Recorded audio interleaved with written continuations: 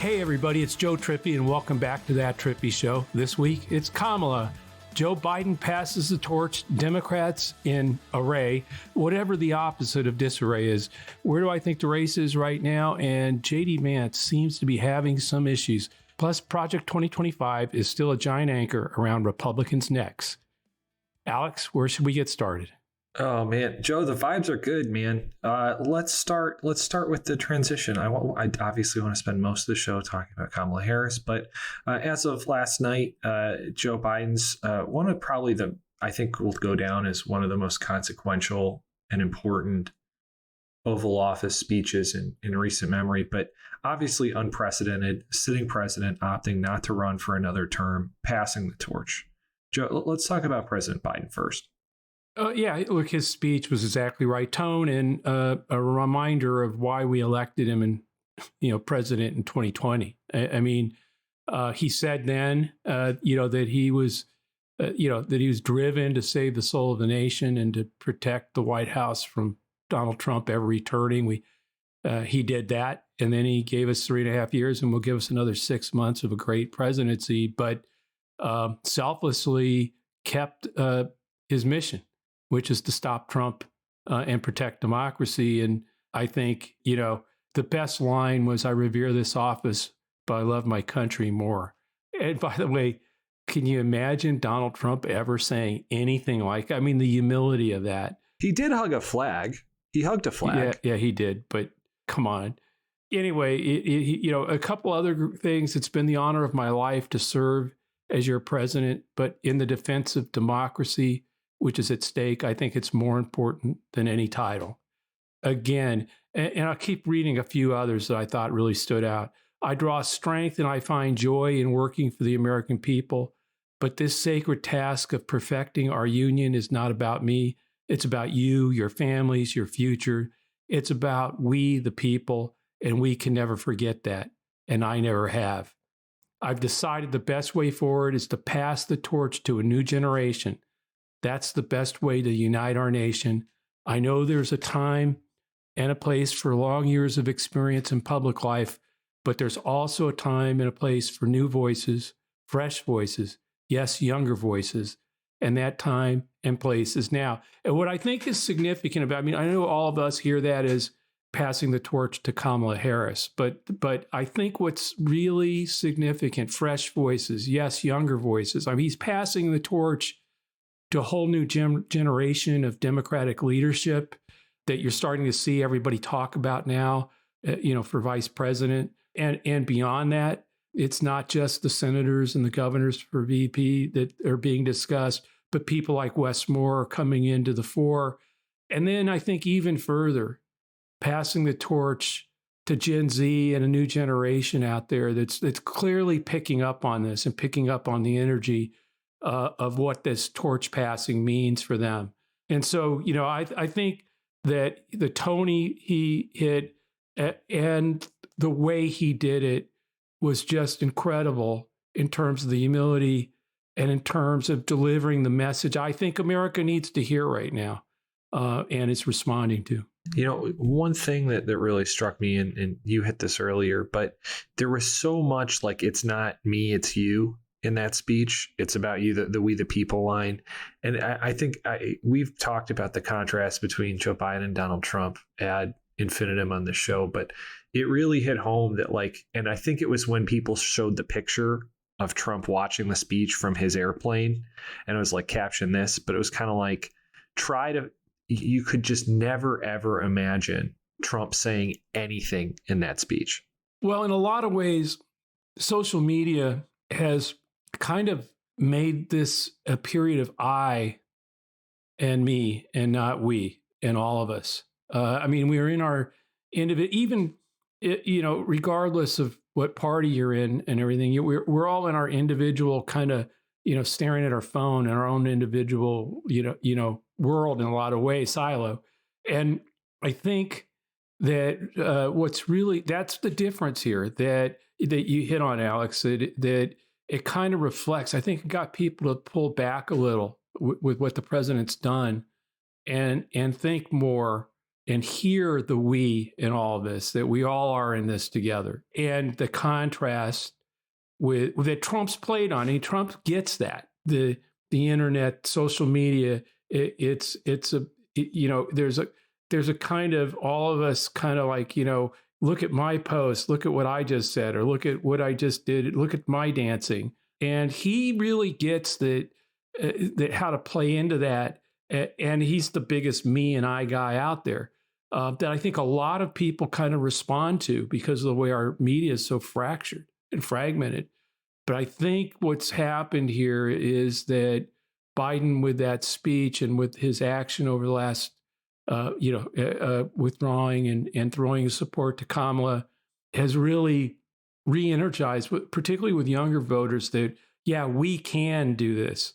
So let's switch to Kamala now. And I just want to point out, and this is a really interesting stat from, I want to say it was the FYP newsletter on Substack pointed out on TikTok, for example. If you look at like the most viewed TikToks mentioning President Biden in the past week, 60% were negative, only 31% were positive. Then if you turn around and look at the top performing Harris videos, it's like positive, positive, positive, positive, positive, positive. Only a very few. And like, you can see that with the memes. You can see that with things like Brat. You can see that with being coconut-pilled, which we all are now, which is great. But Joe, why don't we start with that enthusiasm? But what do you make of the campaign so far? I mean, look, you know, it's been pretty incredible. I mean, we all saw it, raised, I guess now something over, 50 million in the first like hours, 250 million and growing now by the time people are listening. Maybe it'll be 300 million over by the time you hear this on Friday. Hundreds of thousands of new volunteer signups. The really interesting one is voter registration, because especially young voters, it's through the roof. Multiple registration trackers said it's the best few days they've ever seen or had in their registration drives. Young people literally coming out and registering in droves, so you could see that. And I think, it was crucial the way Biden announced that he wasn't running, that, Democrats moved very fast to show unity.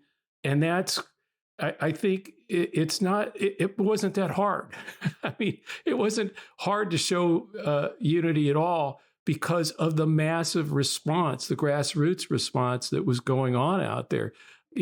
Even the media speculation about possible opponents fizzled, because, frankly, it wasn't just that Kamala and the Biden team were working the phones. It was, I think, any erstwhile opponent out there recognized immediately, when they could just feel what was happening, that you're on the wrong side of a tsunami, right? Yeah, it wouldn't work if he just swamped. Well, and that's a really good point, because you often say this, obviously the kind of, especially under Trump, the Republican Party is so top down. But this is a very good example of how Democrats as a grassroots bottom up party can function. Very good point. Like, it's very difficult to look at raising $50 million in a couple hours, the insane enthusiasm immediately, and then say, oh yeah, I'll throw my hat in the ring. Even under all the criticism that a lot of the media has had over the last couple of months about Democratic elites, this really was and is a grassroots moment. No, absolutely. I mean, that's what I think. I mean, what really the big difference here, frankly, is that Biden, it just, particularly after the debate performance, it was already happening. There was just sort of a disengagement. You and I were talking on the podcast about the enemy might not be RFK Jr. or Stein so much as the couch, as people, in the base, less energized and staying home, not being energized enough to vote, those kinds of things. Well, that changed in an instant. The second he endorsed Kamala. So that energy was there. The grassroots is responding. You see it in polling, where already she's up 6-7 points among Democratic base voters, up big with in the black community with black voters, and up big substantially up with young folks. That Biden, frankly, just they weren't energized, and I always thought, and you and I talked about this too. I always thought those voters would come back in terms of percentages. In other words, if Biden was doing 70, he'd get about 90% of the vote, but among them. But But it would be a smaller vote. They wouldn't be excited about turning out. She's already moving both those vote numbers up towards 90 and the energy numbers. So I think in a bunch of groups, both blacks and young people, we've seen that. Latinos, not yet, not so much, but we'll see where that goes. What do you make of the messaging coming out of Kamala world so far? Headed in the right direction. I mean, Ron Fournier pointed out there's clearly a frame of change versus status quo. Again, that comes with that passing the torch. The Washington Post described it as, quote, Harris moved to redefine the November election as a choice between the future and the past. I think that's been a little muted. And I think the reason it was a little muted in the very early stages of her, getting the endorsement of Biden was it was important to have him say that he was passing the torch to a new generation. I mean, that I don't think the Harris campaign, particularly with a lot of the Biden people helping, wanted her to get in front of the president on that. So he's out there. He did that in his speech. It's obviously been a part of her frame, but now I think it's becoming amplified. I mean, in a way that will be even if you think this is energy, I think that energy is going to grow and excitement about the future past argument, and now in the hands of a new generation of leaders, and in the hands of a new generation that can go to the polls and decide the future of the country for themselves.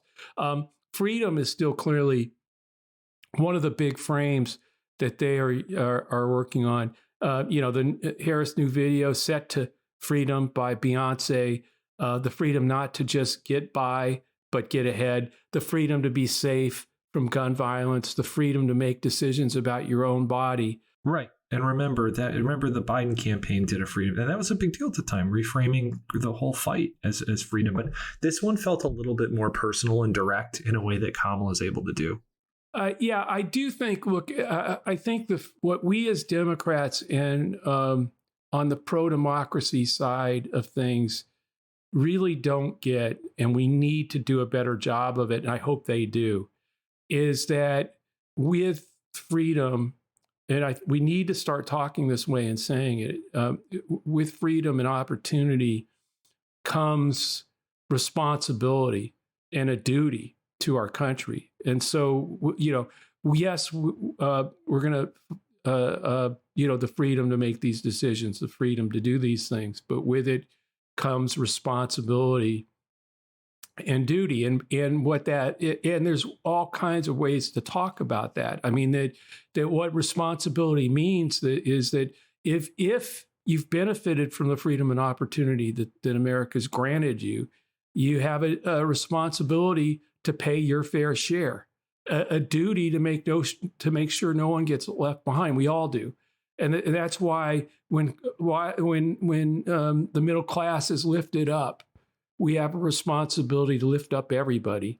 That's what you're getting into the economic plan, things like that. There is Democrats, we tend to talk a lot about freedom and rights. And I think what would benefit her campaign and all of us is to inject a little bit, for instance, on student loan debt.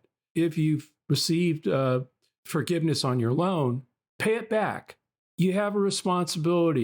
You've got, to give something back, pay it back to somebody else. Do some good out there. In other words, I think the more she injects that, the more powerful the message of freedom will be. Well, and Joe, before we move on, the other thing that I think, and again, Lincoln Project has already done a good job of this, but the whole like prosecutor versus felon argument, playing on the strength versus weakness. I mean, we really have a lane to define Trump as older and weaker now, and using that strength, and that it kind of like, again, the prosecutor strength is the right word for it. Yeah, no, she's doing that. I mean, again, some of it you don't even, I mean, this isn't that tough. He's a criminal. She prosecuted criminals. He was out there trying to make age old and weak for Biden, and now he's the older, weaker, more fragile, frail candidate in the race. So those two, which I think both of those things have the Trump campaign in total, like, what the hell? How did this happen? Like, they walked him in his Chris LaCivita and Susie was like walked him straight into a corner, painted him into this corner because they were so sure they were running against Biden. That may be the biggest kind of like upside down twirl that you've seen in a long time. To just watch how the Trump campaign really is just flailing around with incredible, likely dumb and not real prowess on how to come back at her. And I think those two are the biggest. So if you're assuming that the guy's old and frail and they're everything they've been saying for like years has been that. And it's just very odd to me that they didn't have more ready or a more unified response to the vice president taking over. Like it feels like a pretty big miss, especially as we said, in such a top-down environment. There was no unified response. I mean, it was everything from, so a lot of it was just super racist, including on Fox News. But there was just never any clear, like, a big tactical miss is my point. That's the whole thing. They're coming after her. She's a DEI hire. In fact, every time they talk about a woman, DEI hire. Which, it's kind of like ironic because, like, if you think about it, Donald Trump's idea of DEI is JD Vance. That's about as diverse and inclusive and equal as you can get, right? Equality based. That's it.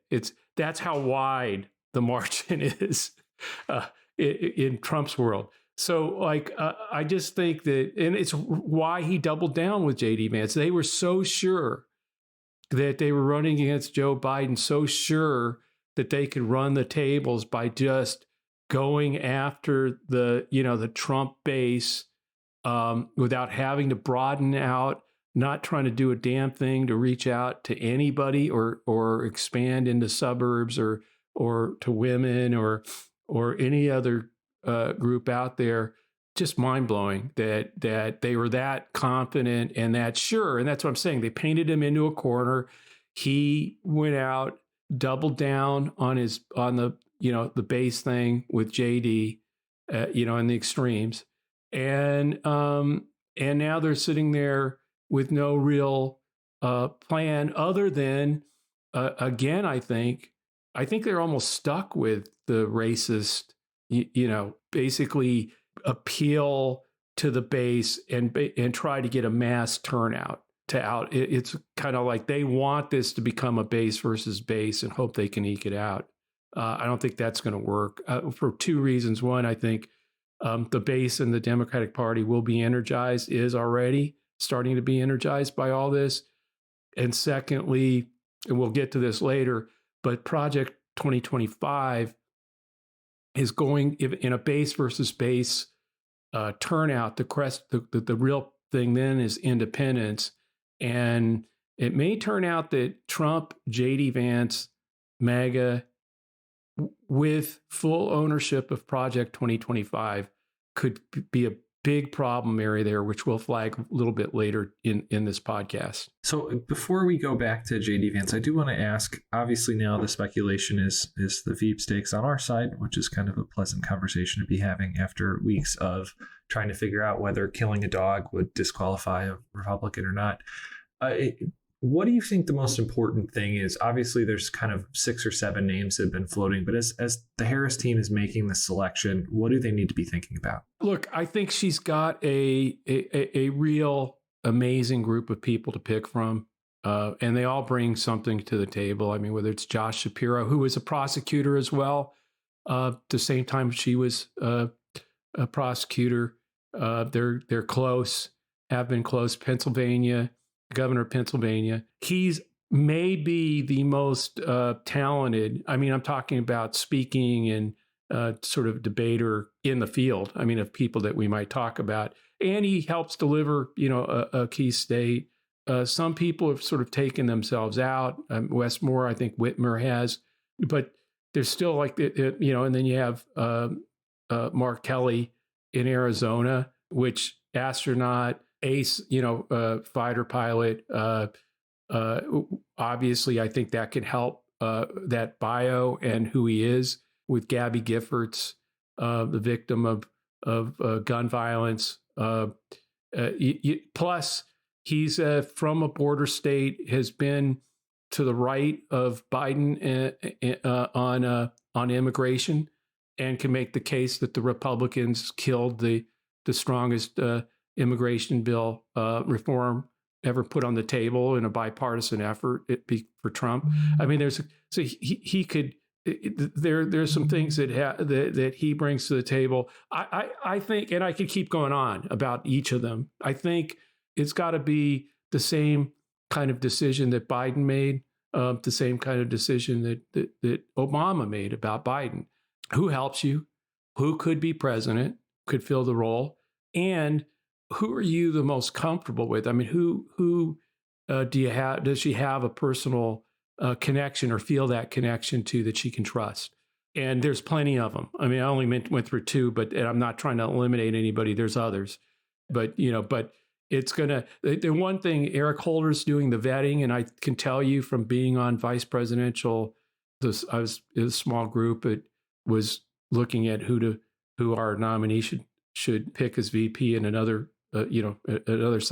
previous cycle, where vetting wasn't seen as so important back then. It was like lightly done. And we had to switch our pick at the last minute because we realized, wait a minute, there's some questions here. We don't have time. We've got to pick our next person who we hadn't fully vetted. Vetting is going to be very, very important because as good as all these people are, and yes, they ran for governor or ran for Senate, most of the people being considered. So there was a rough campaign that they probably went through where most things came out. But there's a very, very short time that the Harris people have to vet these people and make a decision. It's good that Eric Holder is heading that up. They moved very quickly to put him, to get him to do that. And so there's things that we don't know that, that may move them in one direction or the other. But that's sort of kind of my take. There's plenty of good people out there. Andy Beshear in Kentucky, governor, very good potential candidate. Cooper in North Carolina, the governor there. That's what I'm saying. Now you got me like worried about leaving somebody off. No, that's what my point is.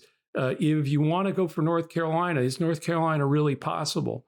I think it is. Only 74. Biden only lost North Carolina by 74,000 votes. They've got crazy people running for governor and statewide superintendent of education there. I mean, crazy people that are literally destroying North Carolina, the GOP's chances to carry the governorship or several statewide offices. So could Cooper add North Carolina to it? Yeah, I mean, that's possible. So again, they're going to look at the polling. They're going to look at comfort. They're going to look at who could be. Obviously, most of these governors, are in good stead in terms of being able to be an executive that could run the government as president. And the vetting, all those factors are going to come together. And probably the most important will be who does she trust? Who's she comfortable with? And that might, I think, be potentially Shapiro because they were prosecutors at the same time and know each other really well. And Kelly, again, in the Senate with her, I think, might be two people that fit that bill. But I wouldn't rule anybody out. Joe, this may be a record for us. We're almost all the way through an episode. We haven't really talked about any polling. Is there anything we should read into at this point in terms of where the race is? Any movement you've seen that's interesting? Yeah, no, Trump is stuck. We've been saying this for months. Basically every poll shows Trump's ceiling is stuck between 46 and 47. That hasn't changed. And it certainly hasn't changed in any of the post debate, post Biden getting out, post Harris securing the nomination. That number has not changed. With young people, Generation Labs Axios poll, of 18 to 34-year-old voters, Biden was 53-47. He was winning those voters by 6 points. Harris is winning them by 20 already in that poll. In 2020, Biden won 18 to 29-year-olds by 25 points. So she's already, in that range. With Black voters, Morning Consult had Biden up 39 points over Trump. Harris is 54 points over Trump, something I said earlier. In other words, I always thought that Biden that these numbers over time would get to these kind of levels for Biden as well as we got closer. The question was, so you're beating Trump by 39 points or 54 points with Black voters or young voters who are voting, but how many are staying home because of the age thing, because they're just sort of, just disenchanted with the choice. I think these numbers rising this quickly and the enthusiasm we're seeing indicates no, it won't. Like I said, the couch is no longer. It's something we always have to worry about. We always have to get people out, and we always have to make sure that they vote. But I think that's less of a hurdle than it was prior to Biden getting out and throwing his support to Harris. On message in general, the new Blueprint poll shows a big opportunity for Kamala. She is tied with Trump on lowering prices, and that's really important. She doesn't seem to inherit, Biden inflation, right? That she's tied with Trump on lowering prices, and this is going to be, I think, really a key with independents as well. And to quote them, the upside for Harris is huge. Voters do not hold her accountable for Biden's perceived failures on inflation, and she can run hard on an economic message. So, which I think you're starting to see. She said, point blank, that her singular mission would be to continue, build the middle class and expand it. So I think, look, if she can add in this sort of, I think, this responsibility message that I think plays well. Also, what it does is it plays well against the billionaires and the money that Elon Musk money and stuff like that. I mean, that you have you're doing well. You have a responsibility and a duty. And also, if you've benefited from student loan, we're not going to require you to do something, but think about serving your country or doing something to pay it back in your community at a food kitchen or something. So, I just think that kind of a add to her message and her ability to fight Trump on the economy. And you got to remember, like something like 18 Nobel Prize winners on the economy have said that his economic policies will lead to rapid inflation and costs and end up being a massive tax on the middle class and poor. So I think there's some messaging there. And again, we'll get to this, but I also think there's some things in Project 2025 that she can get to and clear that they're going to get to. So I expect this momentum to continue. Yeah. Well, the momentum is interesting because it's also basically completely blunted everything that Trump could have hoped to get from the convention from JD Vance. And by the way, there's some rumblings that Trump is getting kind of unhappy with Vance. I'm not sure how much I believe that. I've heard a poll is being fielded for replacements. Do you buy that? But he is having a bad week. Yeah. Oh, he's having a massively bad week. I do buy it. I think Trump is sitting there going like, who walked me into this corner? How did you guys not see any of this? Why did I pick him? He doesn't even like me. I can't trust him. What's going on? I could just see the rattling around inside Trump's brain, which you don't want to get inside there, folks. But anyway, it's bad. And yeah, he's having a really bad week. One of the most absurd stories I've ever seen was an AP headline, quote, JD Vance didn't have sex with a couch. Okay. I mean, it's crazy, right? When that kind of stuff. But more importantly, Trump is all about performance and ratings, and JD is not doing it yet on the trail. He's stilted. He's awkward. Fox News literally pulled away from him, on his first that's not good. outing. They stayed there when Fox News says, okay, that was enough of him. So I just think in the end, the counter is that none of that matters because, as we discussed last week, it's the crypto bros. They paid for this. They're paying for it now. Although I did see that Elon Musk is kind of backtracking on the $45 million a month promise.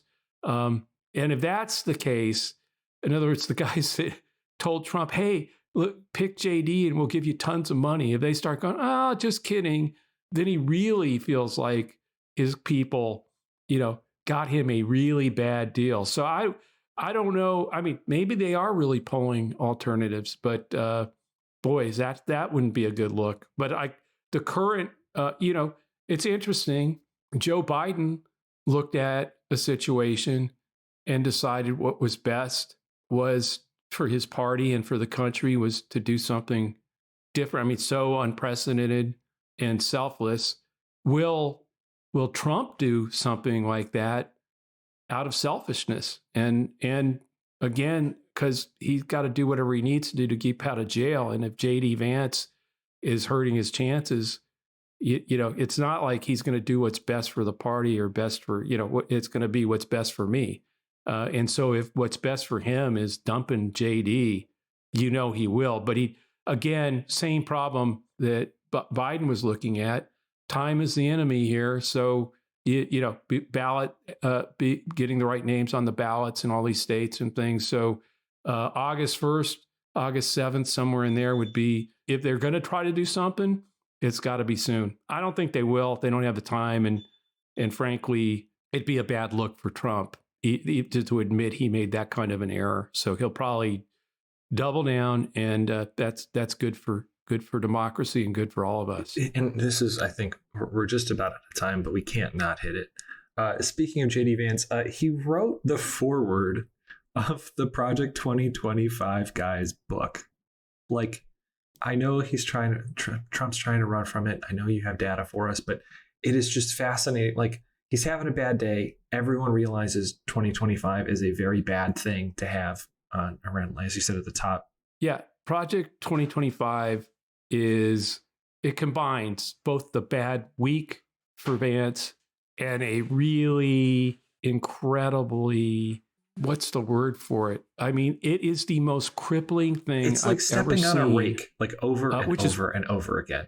Yeah, which is why Trump is trying to run away from it, and why picking JD, who's in the foreword of the book about it. I mean, it's like he doubled down on Project 2025 with JD, even as he was moving, trying to move away from Project 2025 and deny that he knew anybody or had anything to do with it. We're seeing this everywhere. Project 2025 favorability is tanking. Navigator just came out. They've been tracking this. It had a 10% favorable, 19 unfavorable right off the bat, view of Americans in late June. It's now 11% favorable, 43% unfavorable. And we still have room to grow that. 64% of independents and 55% of non-MAGA Republicans don't know about it yet. This is with the 11-43, the 11 favorable, 43 unfavorable. 64% of independents are not in there. They don't know anything about it. And 55% of non-MAGA Republicans don't know about it. People generally are associating it with Trump, but we have to hammer that home. I mean, it broke this morning that as you pointed out, Alex, that the guy who wrote a book on Project 2025, Heritage Foundation President Kevin Roberts, guess who wrote his foreword? JD Vance, as you pointed out. So here's what I know from a briefing that I had this morning.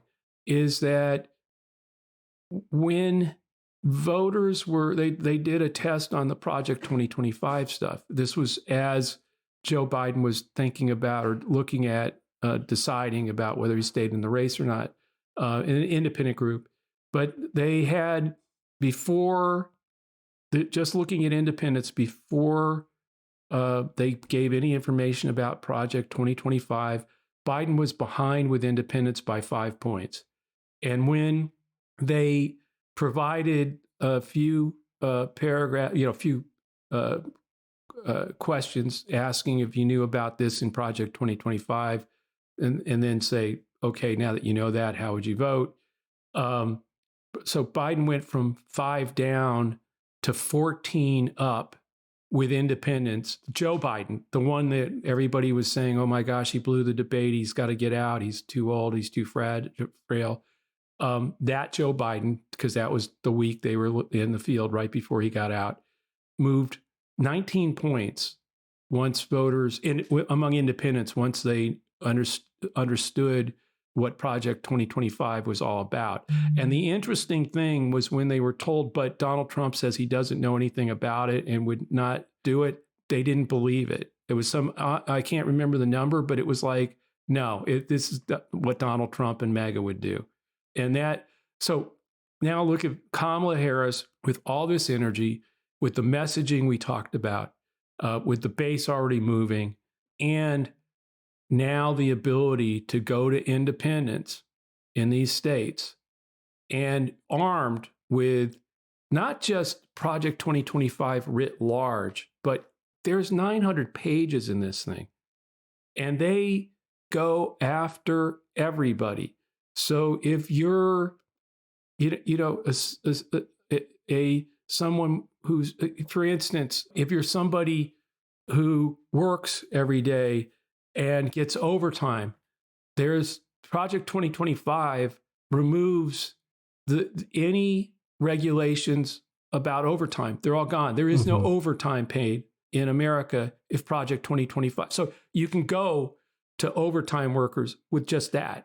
The same, we continue, we can go down. It removes the right to organize or to be part of a union.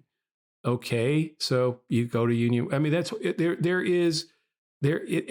doesn't, these are just two. It just keeps going right, and it's going 900 and going. pages. Yeah. Yeah. And so I just think in the end, it's immigration policies, that just everything in there is anathema to what America is, what our rights are. And there's something in there that just about everybody will run away from. And also, in that poll, I think, Alex, you pointed this out to me, that Republicans, when we're talking about Project 2025, MAGA Republicans are 20% favorable, 19% unfavorable. Democrats are 7% favorable, 62% unfavorable. And independents are 8 and 28 unfavorable. It just, you can see where that's going to grow once it's clear and made clear by the Harris campaign. And I actually think that's another thing. Who in the VP selection, who is somebody who could be a messenger about Project 2025 along, to several of these groups? That would be somebody would give somebody an edge. I haven't thought about who that might be among the possibilities out there. But look, folks, this has been a really good week, and it's going to get better. We used to say for 2 cycles now, they keep doing the crazy, we keep doing the work. I think when people see the crazy and understand it on Project 2025, this energy, this moment, this movement for democracy is going to grow. The energy is going to grow. And I think Donald Trump and JD Vance and MAGA Republicans are in big trouble. They know it. So they're going to throw it all. The racial stuff, all of it's coming. Kamala Harris is strong, and she's going, and with a new generation of leaders out there that are going to emerge during this campaign and be out there alongside with her. This is an exciting time. Everybody get your oars in the water. I know you have, and we'll win this thing. All right, Joe, that's just about all the time we have, and a very good place to end. Thanks, Alex, and thanks everyone for listening to That Trippi Show. This podcast will always be free with support from our advertisers and is part of Resolute Square. So check out the latest at resolutesquare.com/Trippi. There's a lot of good content there, a lot of great writing, other podcasts and shows. So please subscribe to That Trippi Show and leave a review on Apple or wherever you listen. Also, if you're listening to this episode on YouTube, please like and subscribe to get alerts when we post the next episode. You can always send us a question to thattrippishow@gmail.com or leave us a review or question in the review on iTunes. We'll see you next week. Thanks, everyone.